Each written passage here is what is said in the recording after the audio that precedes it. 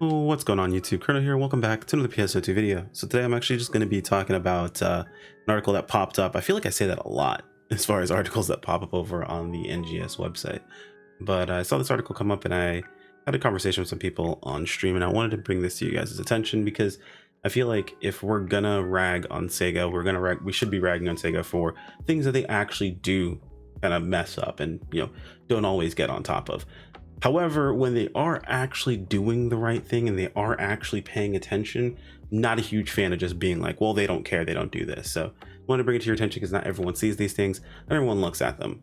So one thing that's been kind of crazy on Twitter, I want to say over the past like month or so, maybe a bit longer, at least ever since the LTQ popped back up again, or whenever it does come up, is people talking about AFKs.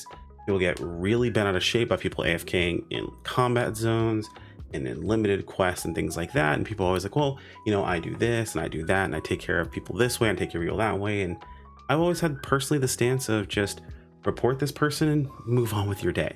It's not really worth putting any extra energy into because realistically, everything that needs to happen is happening after the fact. You don't need to go about something extra and make this an entire crusade against these people. It really just doesn't make much sense. And a lot of times what I hear is that Sega doesn't care about them. They don't actually pay attention. They don't remove people unless they're like bots and things of that sort. And that's just not correct. It's not.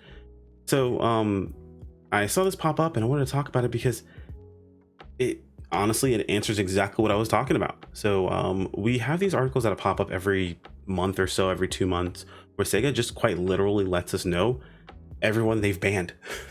They do a ban report or a banned listings letting you guys know what happened. And I know a lot of people sometimes have situations where like, I got banned and I have no idea why, like what happened. They won't tell me. Well, I can tell you that if you ever get banned or get put on timeout and you have no idea why, well, honestly, shortly after you're going to see one of these articles pop up, and likely you were part of this group of people that got in trouble for whatever it was you were doing. Realistically, when it comes to these sort of things, anonymity, or I guess that's not really the right word, but not providing too much information is part of how you stop it from happening as much. If you're afraid to do anything wrong, then you're unlikely to do anything wrong to begin with. However, if you know the one thing you got caught for, you can start to think about what it is that you did and try to reverse engineer the situation. So in a lot of cases with a lot of these bans, you're not really told the entire story. That's by design. It's to make it so it's not as easy to replicate or as easy to get around. Now, whether or not I agree or disagree with that is besides the point. That's usually why it happens. Now, I want to show this article to you guys primarily just so you guys can see kind of how this or how they lay these sort of things out. So you can see that, March 2023, account suspensions due to malicious behavior. Now, if you're someone who only looks at the very basics of these articles, you're not going to see everything, because at first I thought this was like almost nothing.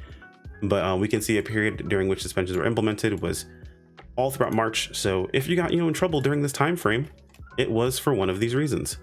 The first they're always going to pop up is RMT related cases, or they actually have full cases and they show the RMT related cases specifically. So out of 1,817 cases, 1,485 of them were RMT related. That's a huge chunk of that is like bots and things like that, of course, but also players who participate in RMT stuff. This also apparently goes out towards lending/borrowing of accounts, and any appropriate actions in game also were included in all of this stuff here. So they talk about they'll continue to implement stricter penalties for breaking the terms of service in this sort of way, which, again, understandable.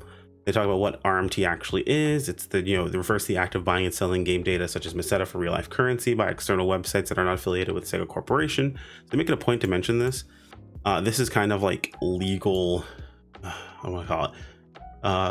They're covering themselves, right? In the future, if they ever decide to make something where you can exchange, money for Meseta, or you could make the argument that if you were to purchase AC, took that AC and transitioned it into items, then you could sell for Meseta that in a way that is kind of like exchanging money for Meseta. This is to combat that. You can't really fight against it, saying like that's not affiliated with Sega Corporation. Neither Sega nor the PSO2 NGS live ops team is involved in these transactions. Basically saying, hey, look, we don't do this, you can't do this. And they just talk more about RMT itself. Now, like I said, if you stop at the base level, you won't see everything. But if we continue to scroll down, we can see account transferring and borrowing is also not allowed. Can't log in other people's accounts, so on and so forth. This is why I've had people ask, oh, I'll help you out with free to play. No, Like, you can't do it. You're going to get free to play bans. So not a thing that's going to happen. In-game malicious behavior. If a player is identified to be repeating the nuisance behaviors with malicious intent, such as intentionally refraining from participating in combat or intentionally obstructing progress. Very big. They will be subject to a permanent account ban due to I don't know why I said it that way, but they'll be subject to a permanent account ban due to the violation of terms of service. It is against TOS to do these things. Yes, when they get reported, and they're reported repeatedly, that's looked into more often, and they do get banned. People get banned for just AFKing randomly. You tend to see people AFK. It's very rare that you tend to see the same person AFK all the time over an extremely long period of time. Usually if enough people report that individual for AFKing, if they're actually AFKing, they're gonna get banned. That's just the reality of the situation. They also tell you, hey, look, report malicious players. This is why I tell you guys, just report them and move on. Doing anything outside of that adds extra energy to the situation that is completely unnecessary. Adds extra negativity to the situation. It makes for an overall negative experience. And realistically, you're not doing anything that's gonna require any extra energy. Like, oh, I go about my time to like get bots killed, or I run around and drag enemies into them and things like that. Like, why? What is the purpose? If it brings you some sort of joy, honestly, by all means, enjoy yourself. But when I say things like this are completely unnecessary, it's because they absolutely are. They're not helping any extra. If anything, they're causing unnecessary animosity. They make people look at these things in such a weird way, and I personally don't like it. But that's why I have this mindset of just, hey dude, report them, move on. Like, that's just the entire process. We've been receiving reports of nuisance behavior such as players kicking out alliance members who contributed to the alliance during alliance task records. Interesting. This one is a little bit more difficult to understand, because this is where you start getting the devs, or getting Sega involved in social matters.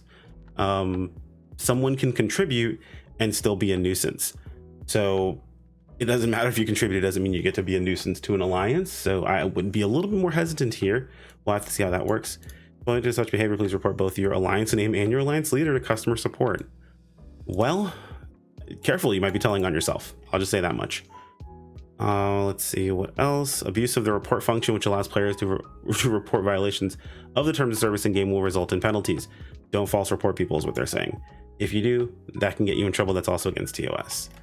But yeah, I mean, I'm not sure how I'm going to title this video. I feel like it probably is going to be a little clickbaity, but I did want to talk to you guys a little bit about this, because I've heard people multiple times, not just once, but multiple times, say things like Sega doesn't pay attention to this stuff, they don't care, and it's just, that's 100% untrue. There are a lot of things that do get overlooked, and that things that don't really fall on the radar we absolutely want to, but this isn't one of those things, at least not anymore. Let me know what you guys think in the comments below. I'm just reporting the information to you, let you guys know how I feel about it. I would love to hear how you feel about it. Like if you enjoyed the video, subscribe if you want to keep up with more, and I'll see you next time. Take care, everyone. Peace out.